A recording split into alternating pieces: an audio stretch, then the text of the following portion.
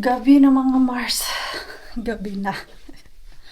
Ay, si Mixo. Mixo! Come here, nak. I'll give you iskalaki. Come here. Kanina, hindi naman siya inuubo. Ngayon lang, bigyan ko siya ulit ng gamot. Medyo late na, pero gusto ko pumunta kay Mr. Bean. Pero Monday kasi ngayon. Di ko alam kung andun pa yung mga laman ni Mr. Bean. So, papunta ba ako o hindi? I-try ko ulit ba? Baka nag-iba na naman yung kanilang tapunan ng basura. Alam mo yun? Instead na Monday, baka nagbalik Tuesday na sila. Pero baka masayang yung aking gasolina mga Mars eh. At least, pag makapunta ako ngayon, kung empty na, edi next time ulit, alam na natin na pag ganitong araw tayo pupunta dun during Monday. Ay, salamat. Dumating na din si Pars natin. So, it's our turn na lumayas. Madilim na. So, itapon muna ako ng basura kay nakalimutan ko itapon kagabi dahil nagluto ako ng atay sa manok ba. At meron akong tinanggal doon. Yung nilinisan ko yun, hindi ko natapon kagabi. Sus. Pag ko kanina sa kusina namin, itong nangungamoy? Para akong aso na, alam mo yung may hinahanap. Asan kong amoy na to? Sus, buti na lang. Naalala ko yung sa atay ng manok. Nilinis ko agad kanina yung basurahan namin kay mapagalitan tayo ni Pars. Lagi niya akong sinasabihan na pag may mga seafood or yung karni-karni na itatapon na ba, diretso tapon sa basurahan namin. Kaya yun nga, ang bilis mangamoy. Uy, sana 50-50 talaga to ay. Hindi lang be. Wish me luck na lang mga Mars kung may laman pa yung ating bin. Okay, meron naman akong dito. Sa kubag. Late na tayo. Di ako nakaabot mga Mars. Ayan, close na si Mr. Bean. Maaga pala sila talaga nag-close. Kaya dapat punta ako dito nang wala pang alas 5. Ayan, yung oras natin mga Mars. So, legit na close na siya. Dati, naaabutan ko pa man to na alas 5. Open pa sila. Yung ngayon, aga na sila nag-close. Nulo. Pakyas tayo mga Mars.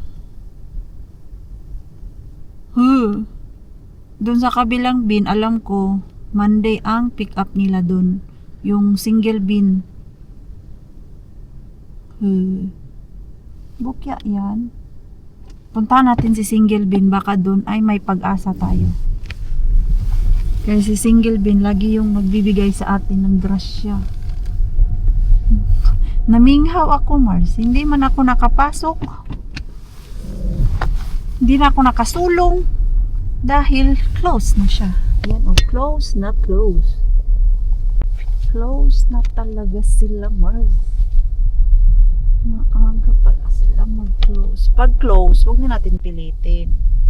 Kaya baka makita pa tayo. For sure, bukas, for sure, meron yung daanan dyan mga Mars na. Yung daanan ng staff. Pero dahil sinirado na, huwag na tayo pumilit na pumasok. Baka makita tayo mas lalo tayong pag-initan. Kasayang hindi ako nakaabot. Ay, alas 5 wala na. Kaya dumadating ako dyan alas 4. Ayan, bukas pa mga Mars. Better luck next time.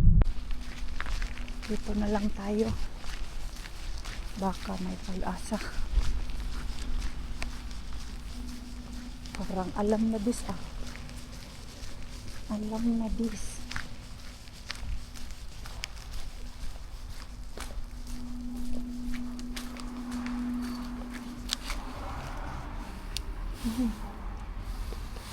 Bunga, naman to Mars.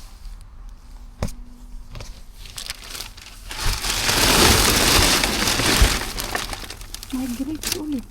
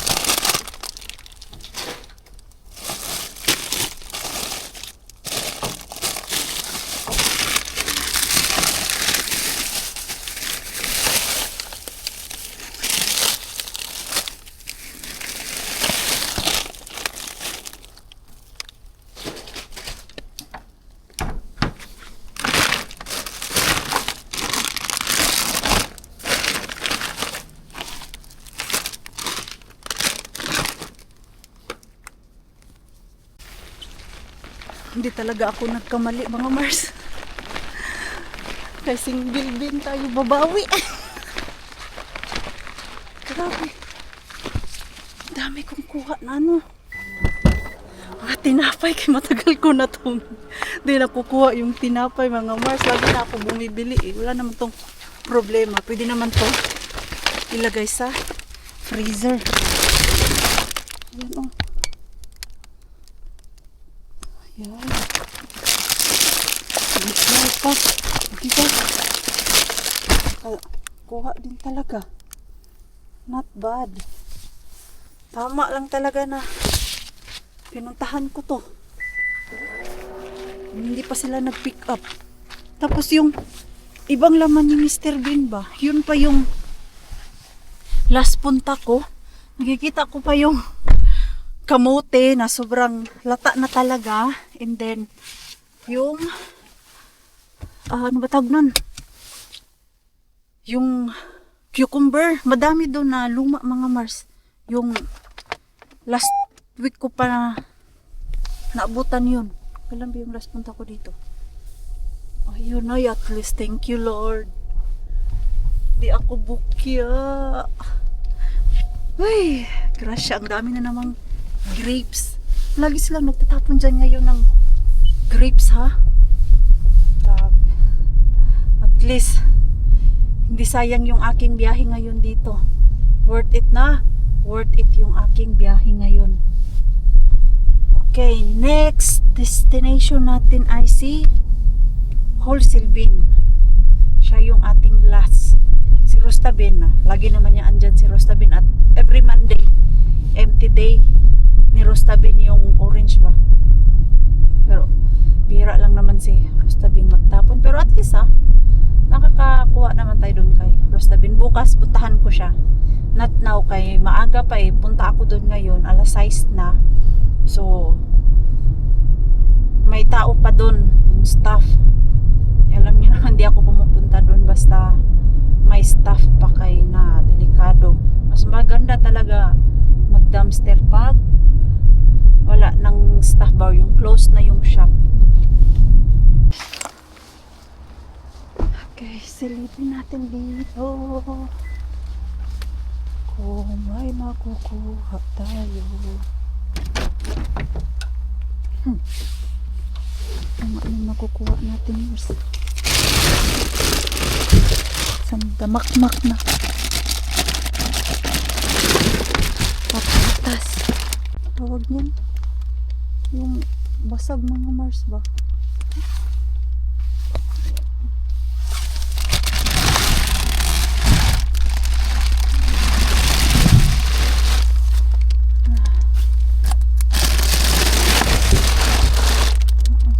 Yung laman sa ilalim.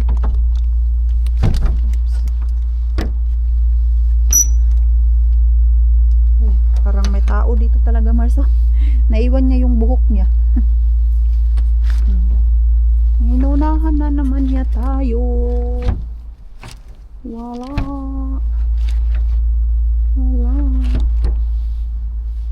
So, ayun lang. Uwi na tayo. Ay. Gala-gala pa ako, Mars. Pawis muna ako. Let's do some exercise. Gusto ko mag treadmill. Walking sa treadmill. Kay kanina manggod yun. Gusto ko mag walking sa labas. Kaya lang today ay sobrang lamig. +1 kanina umaga. Tapos whole day. +2. Wow, lamig. Ko carry yung lamig mag walking. Kaya doon na lang ako sa mag-walking treadmill. Paano lang ba papawis kay tinglamig na. Ito yung pagpapawisan, iba pa din yung pagpapawisan tayo. 'Di ba? Labas yung taba sa katawan. Mag-unpack na tayo sa ating mahal. Sakto din itong mga tinapay. Boxer na yung aming tinapay.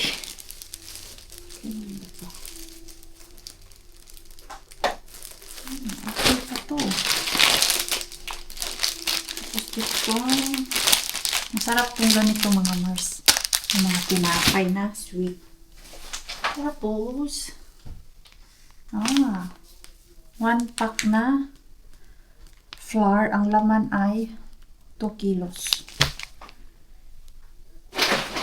And then, may dalawang ganito.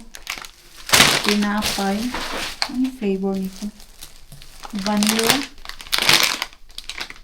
Parang vanilla ang flavor nito. Vanilla nga. Lagi ko itong binibili para kay Mixo. Gusto niya kasi ito mga Mars. Tapos, another tinapay. Tinapay is life. Masarap kasi ang tinapay. Lalo na to. Ito, hindi to siya white bread mix. Ito siya na bread. Healthy. Tapos, ito rin. Kaya ko siya kinuha mga Mars. At ito lang yung kaya kong ilagay dun sa freezer namin. Ito. Mga 1 linggo lang to siya magstay dyan. Tapos, pag hindi namin kinain, masisira siya. At,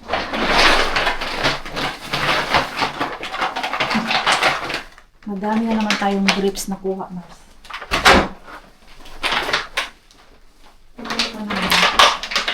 Linis lang ang kulang nito. Makaka-grapes naman. Ito, meron orange.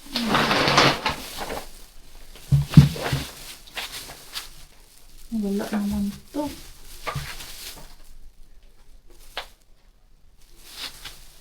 Ay, back to Mr. Bean. Locked na siya, Nurse. Grabe. Tuwang-tuwa ako sa tinapay, Nurse. Ngayon lang ako nakaramdam ng sobrang saya dahil sa tinapay. Mahilig kasi kami sa tinapay. Pang-almusal. Yung mabilis. Ito, ano siya? Diba? Brusil. Ano ito? Pagkabasa ko. So, sulit pa din yung gala ni Maring Queenie doon kay Mr. Bean. So, 2.5 kilo na naman tayo kay Mr. Bean ito. Dami tayong grapes. But, lilinisan ko to. Madami ulit tayong grapes mga Mars. Ayan. Diba? Ang dami. Nalinisan ko na. Natanggal ko na yung mga bulok-bulok. So, in fairness, as usual, matamis na naman yung ating grapes na nakuha. Ano kaya meron dyan kay single bean natin? Lagi na lang tayong binibigyan ng grapes. But not bad. Mahal din kaya ang grapes. Isang ganyan for euro na yun. Yung 500 gram. Ito. Grabe yung tinapay din. Tapon lang nila yung tinapay. Pero hindi ko din makuha yung lahat at pagkasyahin sa freezer ko. Alam nyo naman yung freezer namin dyan. Maliit. Ito. Ilalagay ko to sa freezer. May tinapay ba kami dyan? Wala kami ibang tinapay. Dati, doon ako kay Tukman ni Bean, lagi nag-aabang ng tinapay kay lagi may tinapay din. But nowadays, tahimik si Mr. Bean. Ano kayo nangyari dyan? Wala man lang talaga tayo.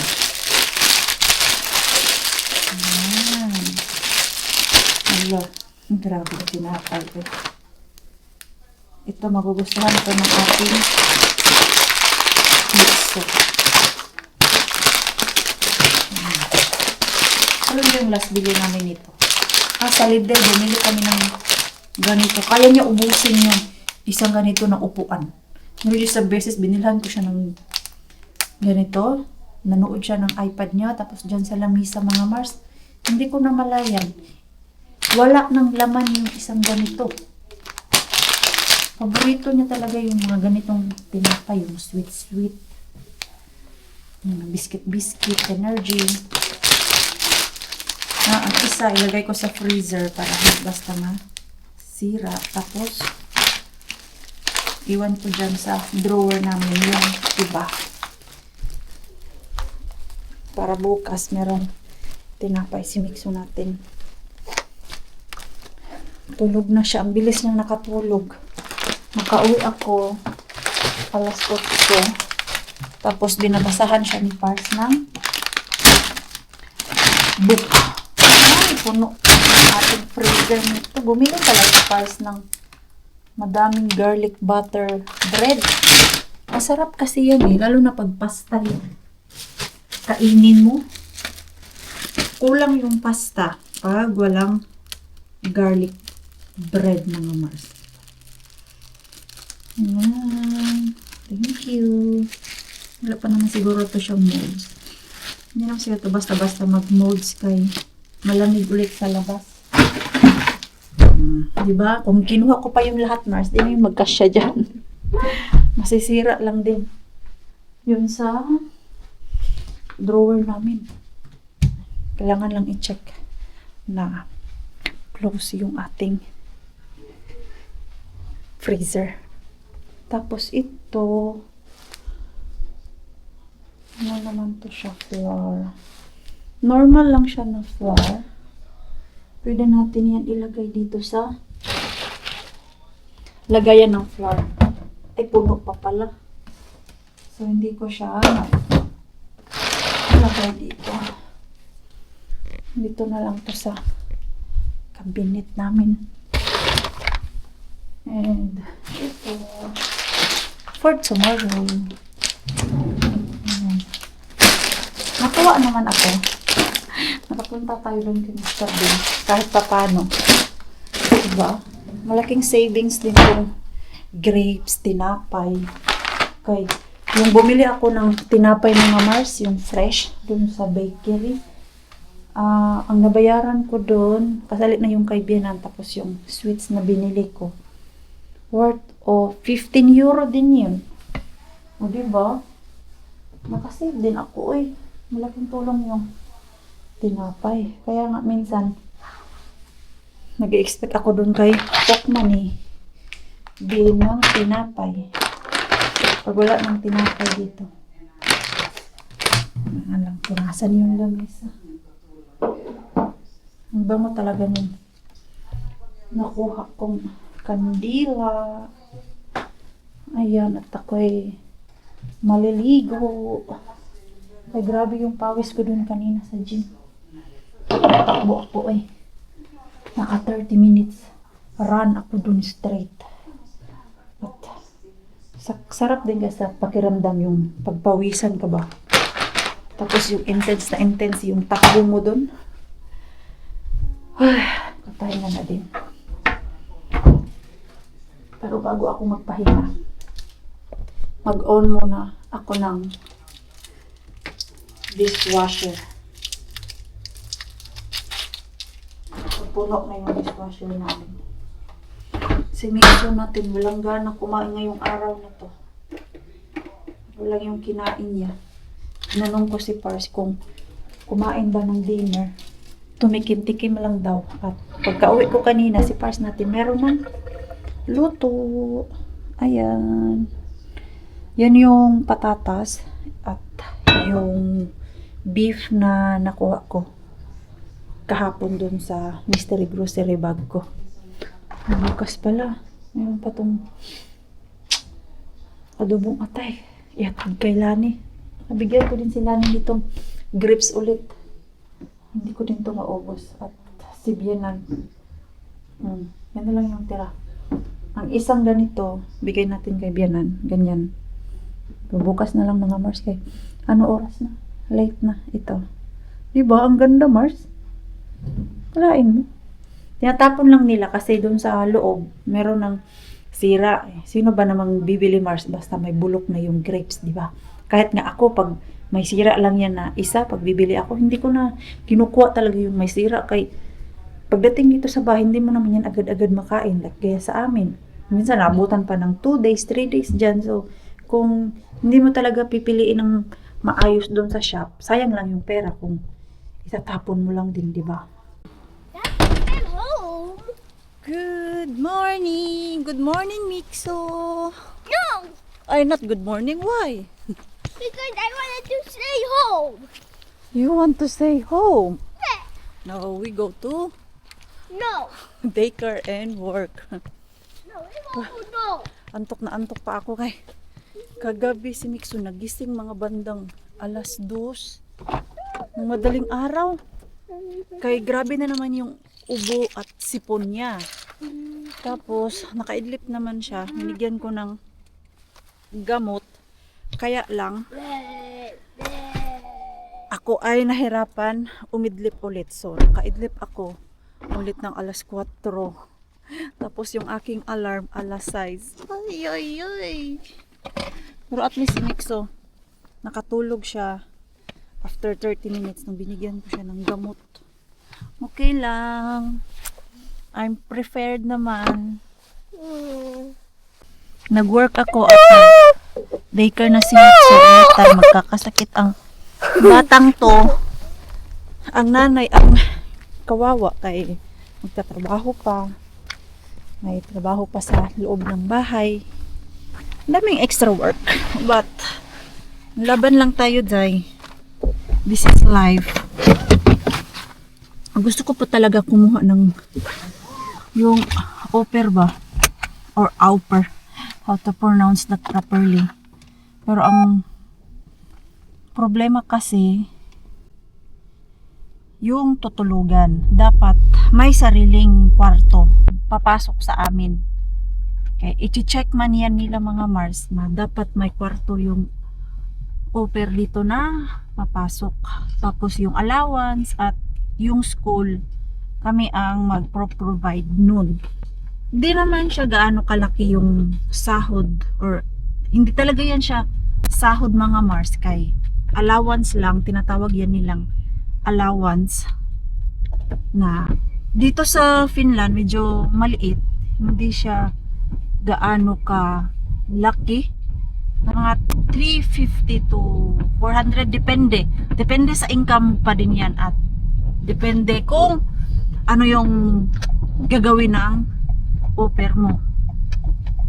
Pero meron nga akong nakilala dati 200 lang yung binibigay sa kanya tapos kuripot pa yung amo niya, di binibigay every month yung kanyang 200, diba?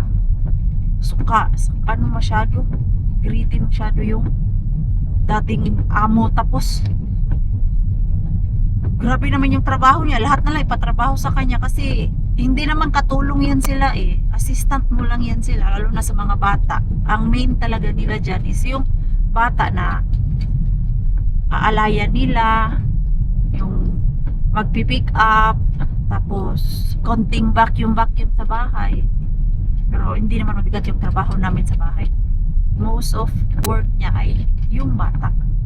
So yun lang talaga ang iniisip ko para may si Mixo ba, yung maghatid, sundo, tapos wala namang problema patulog kay very easy naman patulogin. Kaya lang kailangan mo basahan ng libro. But maybe next time ay kulang pa yung kwarto sa bahay. Wala siyang sariling kwarto if kukuha kami nowadays. But one day mga Mars, one day, para mabawasan din yung aking trabaho ba, trabaho namin ni Mars, yung pag may konting tulong sa loob ng bahay. Ang sakit ng ulo ko dito sa tanggal ng molds. Yung isa kong ka-workmate ba, naglinis siya ng room kung saan yung merong mga molds at sobrang tapang dahil merong chlorine. Ito same nung binili ko para dun sa nililinis ko dun sa sauna. Ganito mga Mars, meron kasi to siyang chlorine. So kung meron pong molds yung CR nyo, lalong lalo na yung liguan mga Mars, pwede kayo gumamit ng chlorine at i-brush nyo. Kay yan, may chlorine siya may chlorine. At yung floor na nilinisan ko, doon siya naglinis. Ay grabe, ang tapang, sakit sa ulo. 2 oras din siya andon. Sus. 2 oras din masakit yung aking ulo. Kanina dun sa chlorine na yon. And finally, tapos na din yung aking work. So at the same time, i-end ko na po yung ating vlog. And by the way, yung grapes na dala ko Mars, baon ko at nilagay ko lang dito sa aming lamesa. Malapit na maubos. Kaninang tanghali ko yan nilagay. Ang tamis pala nito. Yung nakukuha ko doon ka single bean na prutas, matamis. Tanong yung classmate, yung ka-workmate ko tanong, sa'yo ba Tokyo? Sabi ko, oo, akin yan, pero pwede kang kumuha niyan. Sa nilalagay ko lang dito, pwede nilang kainin yan. Minsan nilalagyan ko ng you can take kay. Yung iba, hindi rin nila ginagalaw. Kumbaga, respeto lang din kung sino yung nagmamay-ari. Kaya, pag ako naglagay ng pagkain dito, lalong-lalo na yung nakukuha ko, nilalagyan ko talaga na you can take. Kay, baka matakot sila magkuha. So, ayan, end ko na po yung ating vlog. Maraming salamat po sa walang sawang pagsuporta sa channel namin. Sa mga bago pa lang po dito, welcome po. And please don't forget to subscribe and click notification bell para po updated ka sa ating next video. If nag-enjoy naman po kayo sa ating vlog today, please like, comment, and share this video. So, pasanin ko lang good night po sa inyong lahat.